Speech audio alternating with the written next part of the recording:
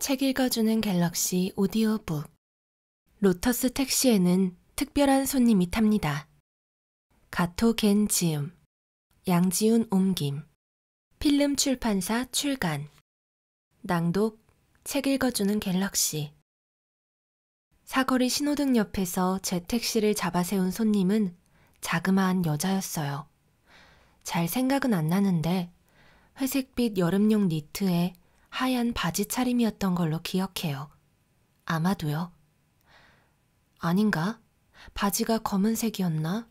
상의가 검정이었나? 어쨌든 회색과 흰색, 검은색의 이미지였어요. 밤이라서 편의점 불빛뿐이었거든요.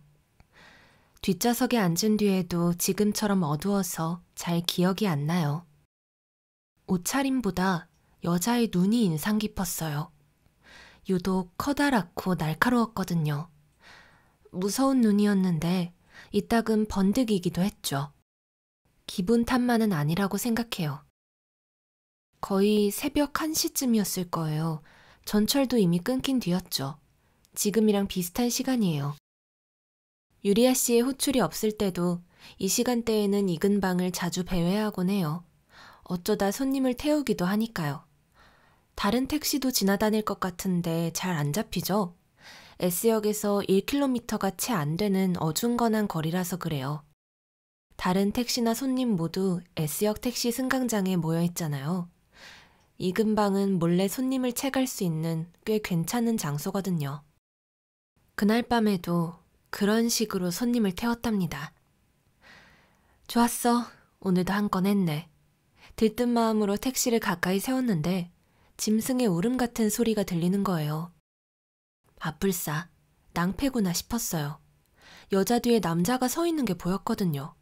그 남자가 고래고래 소리를 지른 거였죠. 뭐 하는 짓이야? 난 택시 안 불렀는데. 순간 깨달았죠. 어지간히 취했나 보네. 널찍한 번화가에 있는 S역에서 1km도 채 되지 않은 거리. 장소도 그렇거니와 이런 시간이니까요. 취객은 각오하고 있었지만 아무래도 질 나쁜 손님한테 걸린 느낌이었죠. 내가 타나봐라. 그러시든가요. 이쪽이야말로 태우고 싶지 않으니까. 그러나 택시를 잡은 건 남자가 아니었어요. 동행인 여자 쪽이었죠. 그러니 지나칠 수도 없었어요.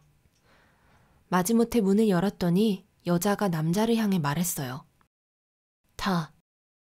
동그란 얼굴의 단발머리 여자가 낮은 목소리로 주정뱅이한테 명령했어요.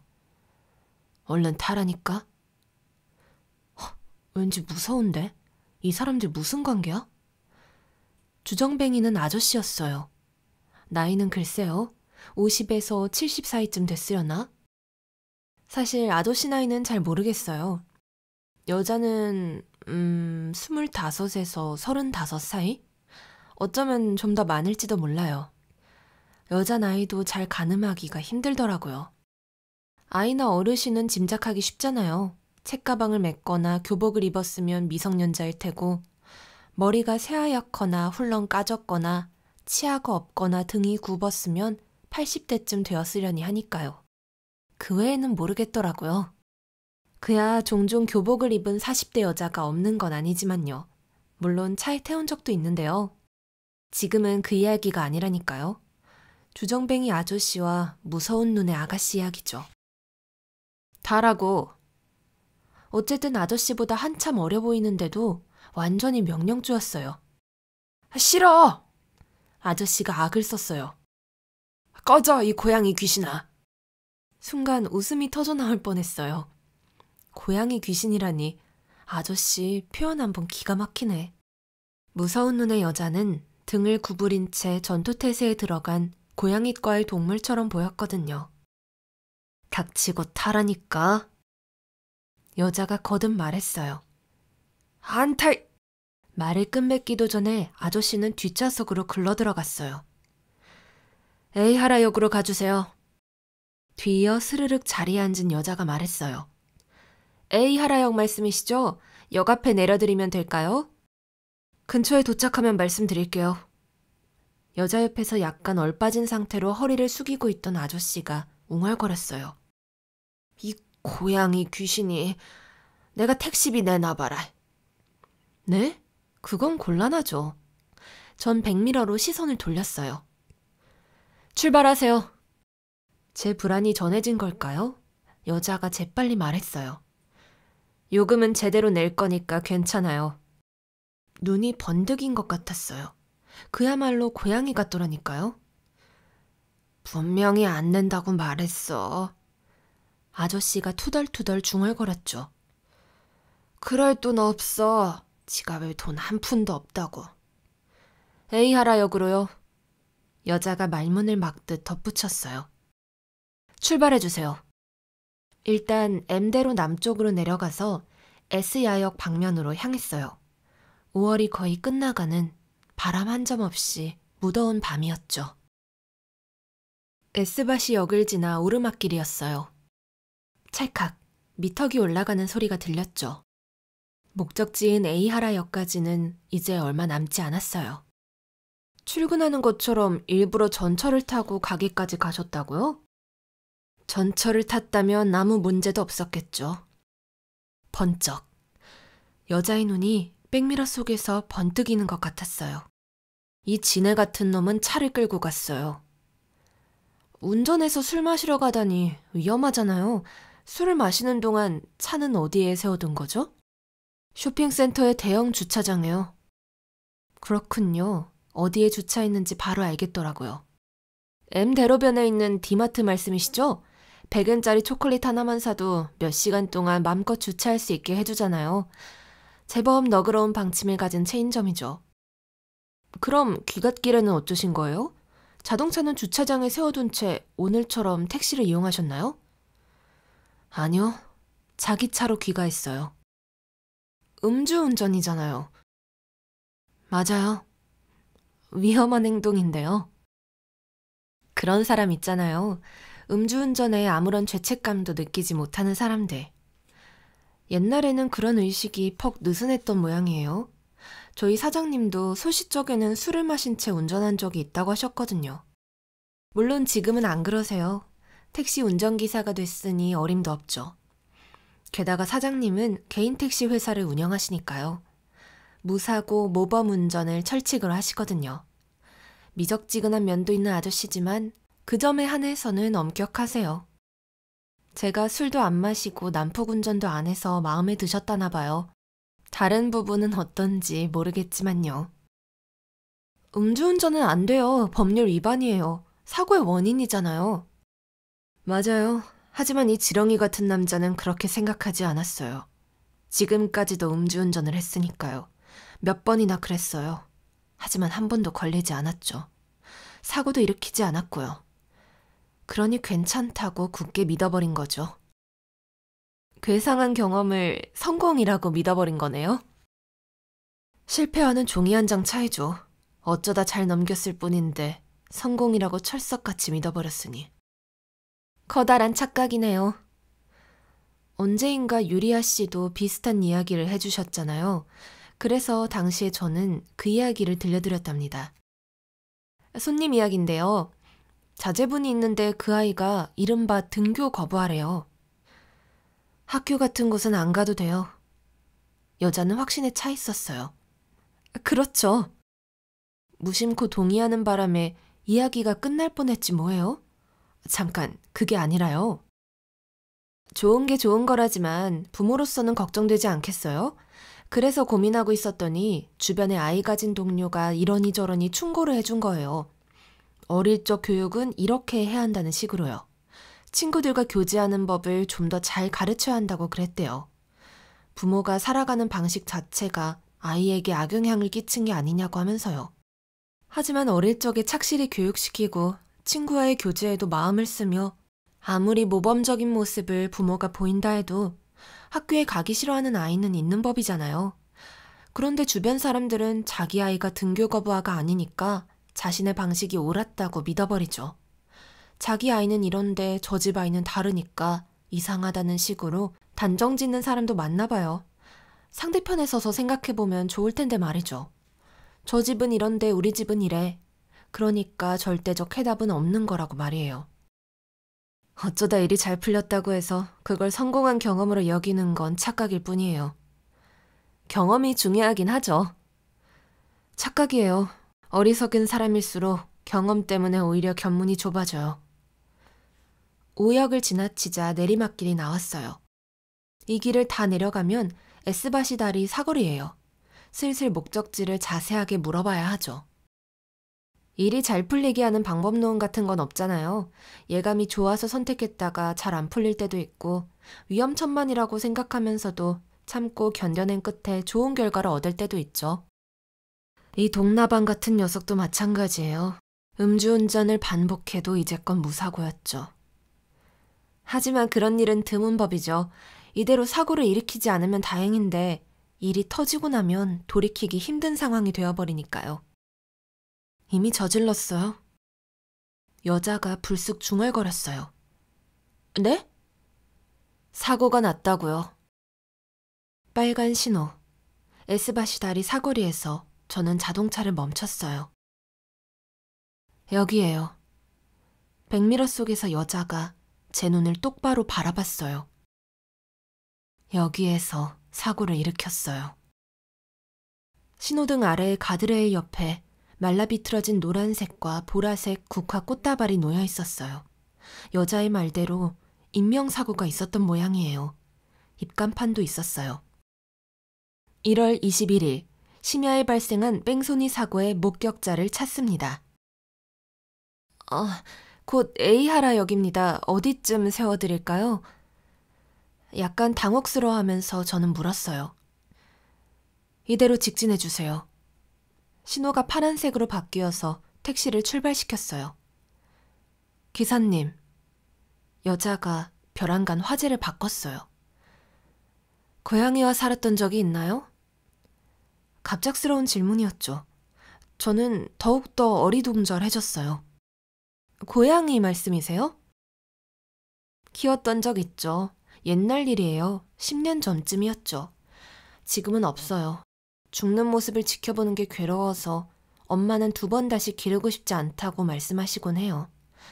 그 심정은 이해해요. 전혀 절 따르지는 않았어요. 이름을 불러도 가까이 다가오지 않았죠. 고양이가 자고 있을 때 이따금 슬쩍 다가가 등을 쓰다듬곤 했어요. 그러면 곧장 벌떡 일어나 도망가 버렸지만 가만히 있어주는 경우도 있었죠. 부드럽고 따뜻하고 폭신폭신한 느낌이 좋았어요. 어느 쪽이 기르는 입장인지. 상당히 머리가 좋은 고양이였어요. 싫어하는 손님의 신발에 소변을 갈겨놓기도 했죠. 엄마는 사람의 마음을 읽어내는 녀석이었다고 믿는 눈치예요. 말도 알아듣고 가족의 기분도 읽어내는 녀석이었다고 말이죠. 지금도 자주 말씀하시곤 하세요. 전 이 나이가 되도록 노상 엄마한테 잔소리를 듣고 있는데요. 넌 몇 번을 말해도 통 들어먹질 않는구나. 너보다 고양이가 더 말이 잘 통하겠다 라면서요. 무뚝뚝했지만 가족밖에 모르는 고양이였대요. 정말 그랬던 걸까요? 그럴지도 모르겠네요. 무슨 일에든 시큰둥한 채 자유로이 살아가는 것처럼 보이면서도 어느새 이쪽을 빤히 바라보고 있기도 했어요. 등을 돌린 채 자고 있어도 귀만큼은 이쪽을 향해 있거나 꼬리를 파닥파닥 움직이기도 했죠. 가족의 대화를 조용히 듣고 있었던 걸까요? 제가 중학생 무렵에 녀석이 죽었어요. 울었죠. 분명 냉대받을 때가 많았는데 어째선지 응석을 부리곤 하던 기억만 되살아났어요. 형이랑 싸워서 울고 난 뒤 의기소침해 있었더니 녀석이 무릎 위로 올라와 줬어요. 평소 같으면 불러도 무시하던 녀석이 코끝을 가까이 대며 쿡쿡 누르더라고요. 위로해줬던 거겠죠? 그 녀석 날 폭 생각해준 게 아닐까. 그런 생각이 들자 좀처럼 눈물이 멈추지 않았어요. 고양이는 말이죠. 죽으면 순식간에 몸이 굳으며 딱딱해져요. 녀석의 생명이 사라졌구나. 어디로 가버린 걸까. 그런 생각에 펑펑 울고 말았어요. 날 무척이나 생각해주던 녀석은 이제 없구나. 하염없이 흐르는 눈물을 주체할 수 없었죠. 사거리를 건너자마자 아저씨가 괴상한 소리를 질렀어요. 일어난 거냐? 여자가 낮게 물었죠. 아저씨가 희미하게 눈을 떴어요. 여기가 어디야? 아직 잠이 덜 깬 듯한 목소리였어요. 이제 막 S바시 다리를 지났지. S바시 다리? 아저씨가 눈을 떴어요. 아무래도 완전히 잠이 깬 것 같았어요. 넌 누구지? 이 얼굴을 잊은 건가? 아저씨 쪽으로 고개를 돌리며 여자는 천천히 입꼬리를 올렸어요. 아니지, 잊어버릴 리가 없겠지. 저는 비명이 터져나올 지경이었어요. 백미러 속에서 여자의 입이 귀까지 찢어진 것처럼 보였거든요. 넌 확인하지도 않았어. 차에서 내릴 생각도 안 했지. 그대로 도망쳐버렸으니까. 아저씨는 뒷좌석에 몸을 파묻은 채 그대로 굳어버린 것 같았어요. 무슨 소리야? 1월 21일을 기억하고 있겠지? 크게 찢어진 입, 번뜩이는 눈동자. 추운 날이었지. 새벽녘까지 비가 왔어. 아침이 되어서야 비가 그쳤지. 날이 개서 다행이라며 사나다는 기뻐하는 눈치였어. 이제 창가에 볕이 충분히 비치겠네. 일광욕을 할 수 있겠다. 다행이야. 커튼을 열어두고 나갈게. 얌전히 집을 지키고 있으렴. 그렇게 말하고 내 등을 쓰다듬었어. 난 겨울에 하는 일광욕을 유난히 좋아했지. 사나다는 그걸 알고 있었어. 나에 관해서라면 뭐든 알고 있었어. 번뜩이는 눈동자가 아저씨를 날카롭게 노려봤어요. 차라리 날이 개지 않았더라면 좋았을 텐데 온종일 비가 왔어야 했어. 그랬다면 사나다가 역까지 자전거를 타고 가는 일은 없었을 테니까. 에이하라역에서 집까지 걸어왔다면 사고를 당하지 않았을 거야. 네 놈을 만나지 않을 수 있었는데. 무슨... 아저씨는 떨기 시작했어요. 무슨 말을 하는 거야? 사나다가 에이하라역에 돌아온 건 막차 시간이 거의 다 된 무렵이었어. 퇴근길에 후배 고마스의 상담을 들어줬거든. 사나다는 종종 술을 마시고 와서 날 귀찮게 했지만 그날 밤엔 술을 안 마셨어. 고마스가 술에 약했으니까. 패밀리 레스토랑에서 긴 시간 고마스의 푸념을 들어준 거야. 그냥 뿌리치고 돌아왔더라면 좋았을 텐데 사나다는 그러지 않았어. 고마스는 직장에서 가장 친한 동료였고 종종 댁의 고양이한테 전해주세요라며 선물을 받아오기도 했으니까. 귀가가 너무 늦어버린 거지. 조금이라도 빨리 집에 돌아가야 한다는 생각에 사나다는 초조해졌어. 방에 난방은 켜두었고 접시에 밥도 넣어두었어. 하지만 진작 바닥났을 텐데. 내가 걱정된 사나다는 자전거 주차장으로 달려갔어. 배가 고파서 부르퉁한 채 기다리고 있겠네. 오늘 밤에는 선물이 필요하겠어. 편의점에 들러야지. 좋아하는 간식을 팔고 있으려나? 오로지 내 생각만 하면서 자전거를 타고 달렸어. 여자는 아저씨를 덮칠 듯이 얼굴을 바짝 들이댔어요. 1월 21일 밤에 넌 잔뜩 취한 채 자동차를 몰았잖아. 그렇지? 아저씨의 입이 반쯤 열렸어요. 목소리는 나오지 않았죠. 딱딱 이가 부딪히는 소리가 들렸어요. 가게를 나와서 디마트 주차장에 세워둔 자동차에 탄 거야. 한잔한 정도가 아니라 거나하게 취했다고 해도 좋을 만큼 술에 떡이 된 상태였어. 음주운전이었잖아. 그렇지? 여자의 찢어진 입 사이로 날카로운 송곳니가 드러났어요. M대로에서 S대로로 들어가 밤길을 질주했지. 퍽 속도를 올리고 있었을 거야. 50km였나 60km였나 70km였던가? 어느 쪽이든 속도 위반이었어. 그렇지? M바시 다리를 지나 경찰서 앞을 통과해서 이제 택시는 S대로에 가까워졌어요. 이대로라면 A하라역에서 멀어질 게 뻔한데 도저히 뒷좌석을 향해 말을 걸 만한 분위기가 아니었어요. S바시 다리 사거리에서 넌 신호를 무시한 채 횡단보도를 건너던 자전거를 들이받았어. 사나다를 친 거지. 아저씨가 목구멍을 쥐어짜듯이 비명을 질렀어요. 제 목에서도 한심한 목소리가 흘러나왔죠. 이 여자의 정체는 뭘까? 사나다 씨의 유령인 걸까? 이 얼굴, 이 모습에 사나다를 쓰러뜨리고 들이받았어. 여자의 오른팔이 스르르 늘어나더니 아저씨의 목덜미로 움켜잡았어요. 돌려놔. 불을 뿜어내는 듯한 위협적인 목소리, 번뜩이는 눈동자, 찢어진 입 틈으로 보이는 날카로운 송곳니. 아니야, 유령이 아니야. 내 사나다를 내게 돌려놔. 여자의 손톱이 아저씨의 턱살을 찌르며 우드득 무자비하게 핥혔어요. 아저씨가 울부짖었어요. 목에 빨간 선이 생기더니 피가 번졌어요. 1월 21일 전으로 돌려놔. 제 등줄기는 얼어붙을 지경이었어요. 죽일 작정이야.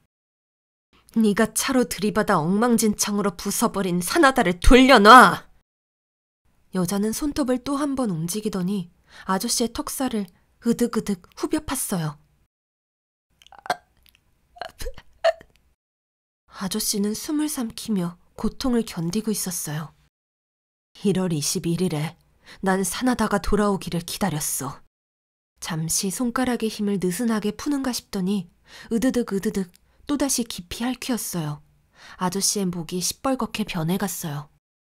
해가 지고 창가의 바닥은 차가워졌어. 사나다가 돌아오기를 기다렸어. 평소보다 늦네. 돌아오면 어떤 벌을 줄까? 선물을 들고 온다 해도 쉽게 용서해주지 않을 테다. 날 불러도 얼마가는 무시해줘야지. 털끝 하나 손대지 못하게 할까?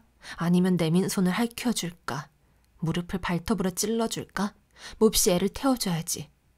신나게 사색하면서 기다렸어. 하지만 아무리 기다려도 사나다는 돌아오지 않았지. 여자가 왼쪽 손바닥으로 아저씨의 늘어진 뱃살을 힘껏 눌렀어요. 기다려도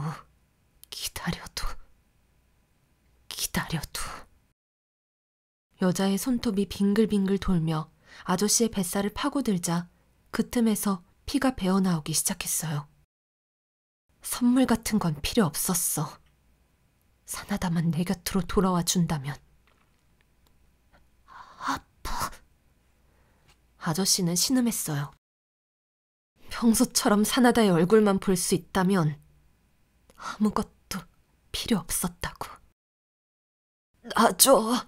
아프다니까. 아파? 여자의 얼굴은 어느새 인간의 모습이 아니었어요. 사나다는 훨씬 더 많이 아팠어. 짐승의 얼굴이다.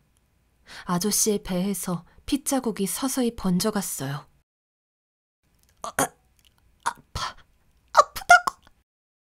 네코마타. 이 여자는 인간이 아니야. 유령도 아니다. 네코마타였어. 차디찬 길 위에서 사나다는 따뜻한 피를 흘리며 울 수조차 없었어. 진짜 죽이려는 거야. 이를 어쩌지? 아무리 기다려도 돌아오지 않았어. 돌아오고 싶어도 그럴 수 없었던 거야. 네 놈 때문에.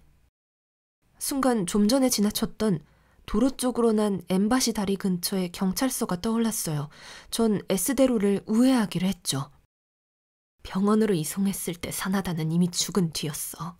그런 걸 알 턱이 없던 난 사나다를 기다릴 수밖에 없었지. 불안과 공복으로 잠을 잘 수도 없었어. 사나다의 여동생이 울어서 퉁퉁 부은 눈으로 우리 방에 찾아온 건 1월 22일 저녁 무렵이었어. S대로를 우회전했어요. 푹신푹신했던 사나다의 배를 난 무척 좋아했어. 머리칼의 냄새도 채취도 굉장히 좋아했지. 하지만 사나다는 제가 되어 유골함으로 들어가 버렸어. 여자의 손톱이 남자의 뱃살을 비틀어 올렸어요. 아파. 니놈 뱃살의 이 흐물흐물한 느낌은 정말이지 역겨워. 머리 냄새도 고약하고 채취도 구려. 구역질이 나올 것 같다고. 몽땅 개원해줄까? 그러지 마. 제발. 정말이지. 구토만은 참아줘요. 다음 모퉁이의 신호등에서 다시 우회전했어요. 니놈이 엉망진창으로 만들어버린 나의 일상을 돌려놔. 또 우회전. 전 일부러 핸들을 거칠게 꺾었어요. 하지만 아저씨를 압박하는 여자는 꿈쩍도 하지 않았어요. 1월 21일에 해가 진 뒤로 더 이상 따뜻한 볕은 들지 않았어. 그날 이후 단 한 번도. 아저씨의 거친 숨소리와 신음소리. 좌회전. 아까 막 지나온 거리의 반대 차선으로 되돌아왔어요. M 경찰서로 돌아가야 해. 서둘러. 사나다를 돌려놔. 여자의 목소리가 무겁고 낮게 울렸어요. 그럴 수 없다면 니놈 목숨도 끝장내버리면 그만이야. 제발 그만해. 아저씨가 흐느꼈어요. 만신창이로 만들어주지. 그만둬. 손님, 도착했습니다. 엠바시 다리 근처 경찰서 바로 앞에 택시를 세운 뒤 저는 소리쳤어요. 내리세요. 뒷좌석에서 아저씨의 목덜미를 물어뜯으려던 여자가 동작을 멈췄어요. 아저씨, 당신 말이야. 손님에 대한 배려 따위는 전혀 없었죠. 전 거칠게 내뱉었어요. 저쪽 건물로 들어가서 본인이 뺑소니범이라고 자수해. 눈물 범벅이 된 아저씨가 눈을 휘둥그레 뜬 채 움직이지 않았어요. 전 안전벨트를 잡아뜯듯이 풀고 운전석에서 내렸어요. 내리라니까? 아저씨가 웅크리고 있는 쪽에 문을 연 뒤 그의 뒷덜미를 잡은 채 힘껏 끌어내리려고 했죠. 방해하지 마, 애송이. 여자가 몸을 앞쪽으로 내밀며 아저씨의 허벅지에 손톱을 받고는 막아서려 했어요. 아파. 아저씨는 다시 괴로운 듯 소리를 질렀어요. 쓸데없는 수작은 집어치워. 저는 여자의 얼굴을 보지 않으려고 애쓰면서 소리쳤어요. 살인은 안 돼요. 니놈도 죽고 싶은 거냐? 거칠게 숨을 내뱉으며 낮고 굵은 목소리로 위협하는 거예요. 솔직히 말해서 엄청나게 무서웠어요. 그래도 어떻게든 목소리를 쥐어짜냈죠. 이딴 놈을 죽인다면 사나다 씨를 만날 수 없게 된다고요. 그래도 괜찮아요? 여자가 힘을 빼는 게 느껴졌어요. 사나다? 지금이다. 저는 아저씨를 뒷좌석에서 단번에 끌어내렸어요. 가! 택시에서 굴러떨어진 아저씨는 인도의 엉덩방아를 찧었어요. 어서 꺼지라고! 뺑소니범, 이 살인자야! 아저씨는 비틀비틀 휘청거리면서 일어섰어요. 가서 전부 솔직하게 털어놔. 아저씨는 기어가듯 경찰서 입구로 들어갔어요. 저도 그 뒤를 쫓아갔죠. 무슨 일이십니까?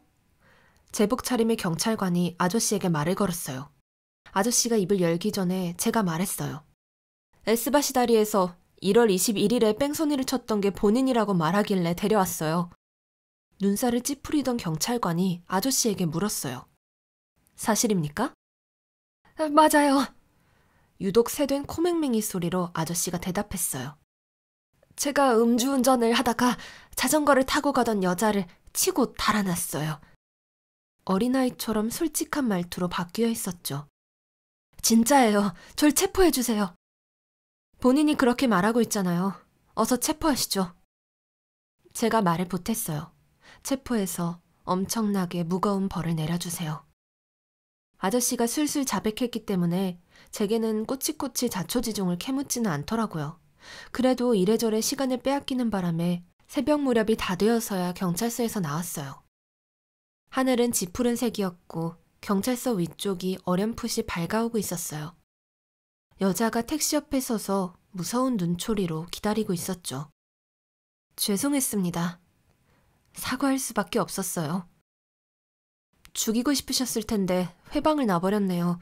그래도 저 녀석은 이것으로 죗값을 치를 거예요. 죗값?